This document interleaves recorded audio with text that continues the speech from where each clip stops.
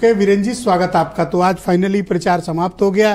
क्या फीडबैक आपको इस बहुत लंबे समय चले इस पॉलिटिकल कैंपेन का मिला और दोनों तरफ से क्या स्थिति आप देखते हैं, चाहे बीजेपी की या फिर समाजवादी पार्टी की? तो ग्राउंड से क्या बज मिल रहा है आपको?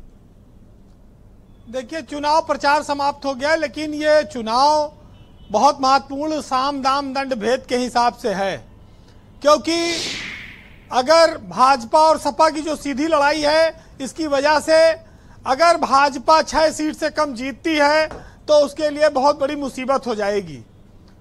अखिलेश यादव की पार्टी अगर 5 सीट जीत गई तो समझ लीजिए कि यूपी में भूचाल आ जाएगा, भाजपा के लिए बड़ी मुसीबत हो जाएगी। इसलिए 6 सीट से कम अगर बीजेपी जीतेगी तो ये उपचुनाव उसके लिए अच्छा संदेश लेकर नहीं आएगा और उस कसक को भी नहीं मिटा पाएगा जो लोकसभा चुनाव में हार के बाद उपजा है।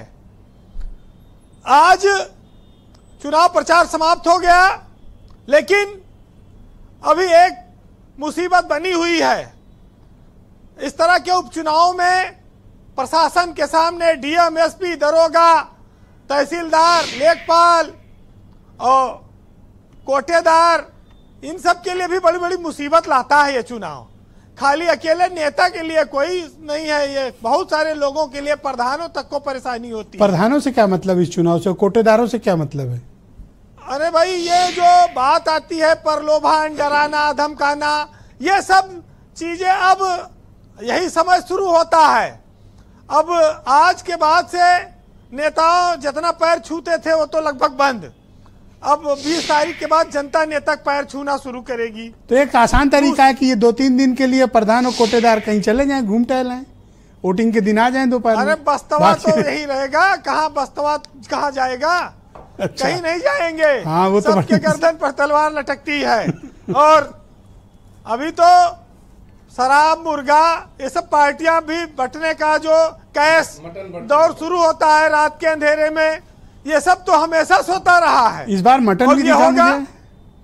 लेकिन ये चीज जान लीजिए जी कि ये चुनाव उत्तर प्रदेश में अनूठा चुनाव है, इसका परिणाम अनूठा आएगा।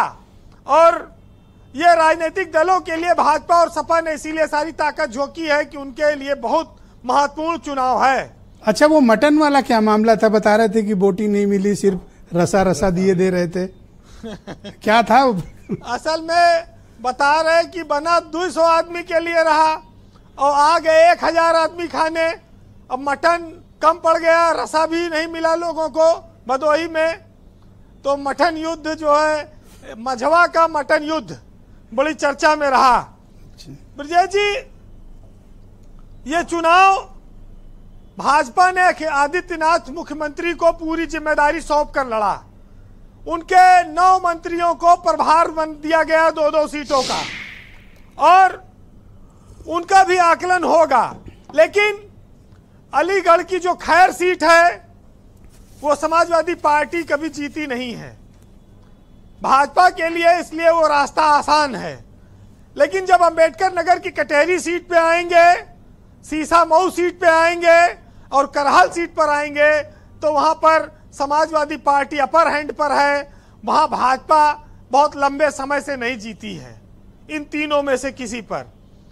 महत्वपूर्ण यह है कि जब मायावती का वोटर है वो किस ओर शिफ्ट होता है, और सीसा मऊ में और कुंदरकी में वहां पर जो हिंदू वोट है, ओबीसी वोट है, वो किस ओर जाता है।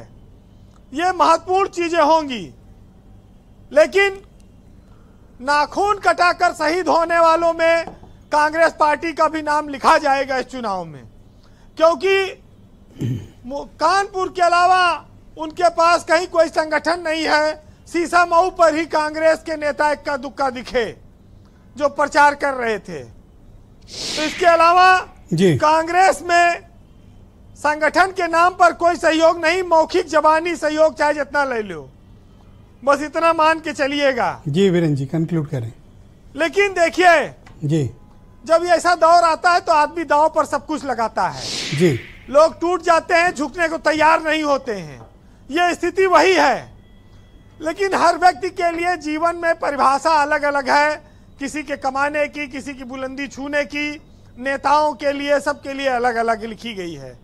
फिलहाल एक सच्चाई जो हमेशा रही है वो रहेगी।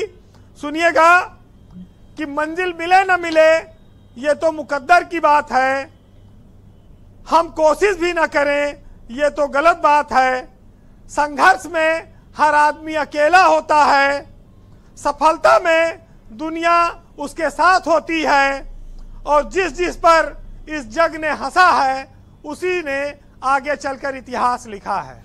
बहुत शुक्रिया वीरेंद्र जी, आपका बहुत बहुत धन्यवाद ग्राउंड जीरो से जुड़ने के लिए, अपनी ओपिनियन और फीडबैक हम तक पहुंचाने के लिए आपका बहुत बहुत शुक्रिया। बहनों भाइयों, इस परिचर्चा का दूसरा चरण हम प्रारंभ करते हैं।